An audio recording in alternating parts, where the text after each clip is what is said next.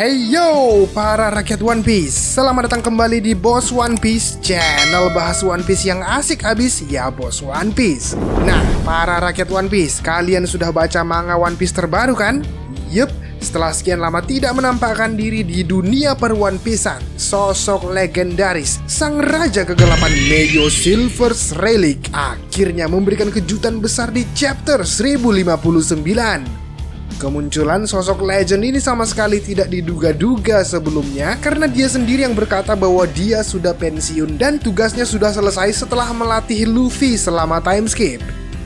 Seperti yang para rakyat tahu, Aturei memutuskan untuk menjadi tukang cat kapal di Sabaudi setelah pensiun dari bajak laut. Aturei yang berumur sebantaran Garp dan Chinjao ini menjalani hidupnya dengan damai dan tenang di pulau tersebut sampai kemudian dia bertemu dengan Mugiwara no Ichimi. Hingga yang terakhir kali Aturei muncul adalah saat dia berpisah dengan Luffy yang hendak melanjutkan perjalanannya menuju Pulau Manusia Ikan. Sosok Aturei terkenal karena kekuatannya. Bahkan ketika sudah atu-atu sekarang ini, dia masih dianggap sebagai salah satu karakter terkuat di One Piece loh. Dia diketahui memiliki kemampuan untuk bisa mengendalikan ketiga jenis haki. Dan dalam kemampuan bertarung pun, Relic tidak memiliki masalah sama sekali. Bahkan Garp sendiri mengakui butuh banyak pasukan angkatan laut untuk sekedar menangkap Aturei. Selain dari sisi kekuatannya, ada satu hal yang menarik lainnya dari sosok Relic, yaitu julukannya sebagai sang raja kegelapan. Untuk saat ini kita memang masih belum mengetahui apa konteksnya Relic dinobatkan sebagai raja kegelapan.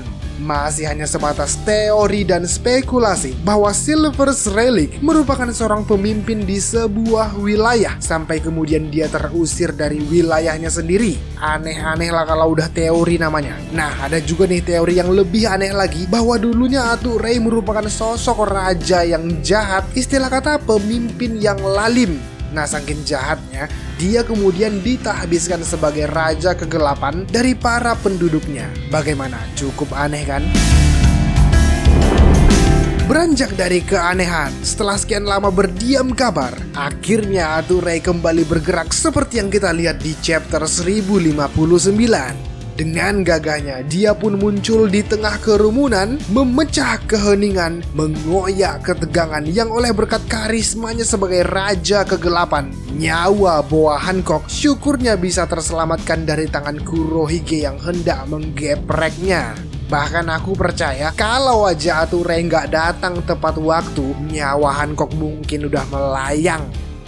Setelah itu, tepatnya setelah momen flashback itu berakhir, terlihat Relic ternyata ditemani oleh sang pujaan hati. Dan menarik nih, Relic membuat sebuah pengakuan di hadapan halayak ramai. Dalam arti, dia sudah tidak malu lagi untuk mengakui bahwa dia tidak sanggup menghadapi sosok Blackbird saat ini yang memiliki dua kemampuan buah iblis.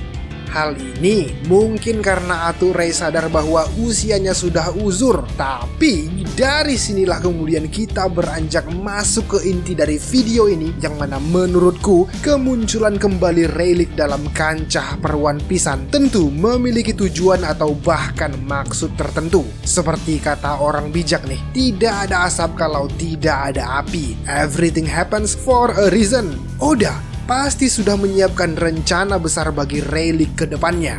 Beberapa skenario yang masih mungkin bisa terjadi bahwa bertemunya Relic dan Blackbird di chapter 1059 ini sejatinya merupakan sebuah petunjuk bahwa di masa depan Relic akan benar-benar bertarung melawan Blackbird.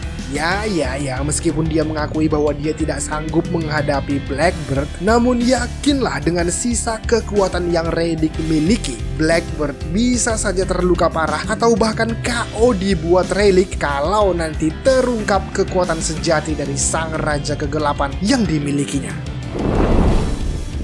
Selain skenario Relic versus Blackbird, cerita juga bisa mengarah ke perang paling besar menjelang tamatnya One Piece, yang mana sang mantan wakil Kapten Roger itu ikut terlibat dalam perang paling besar dalam sejarah One Piece di akhir serinya. Dari teori yang banyak berseliweran menyebutkan bahwa pemerintah dunia akan menjadi lawan terakhir Luffy. Nah, menghadapi kekuatan paling besar di dunia tentunya juga memerlukan banyak kekuatan dan bantuan tenaga yang besar. Artinya, Luffy akan membutuhkan sebanyak mungkin bantuan dari semua orang, termasuk salah satunya adalah Silver's Relic. Dengan kekuatan yang dia miliki, tentunya bantuan dari Atu Ray akan sangat berharga dan sangat membantu. Dan mungkin hal ini juga sejalan dengan apa yang Roger inginkan untuk Relic.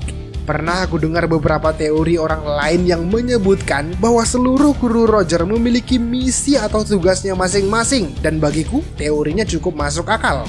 Mereka semua dibebankan tugas masing-masing yang mana tujuan utamanya adalah untuk mencari sosok yang akan meneruskan tekad Roger dan juga meneruskan ramalan sosok Joy Boy. Seperti yang kita tahu, Roger bukanlah orang yang tepat untuk melanjutkan janji Joy Boy, dan Luffy lah yang kini menjadi sosok yang selama ini mereka nanti. Dan untuk memastikan agar Luffy bisa menjalani semua step demi step dengan baik, tentunya dia perlu bimbingan dan bantuan tempur.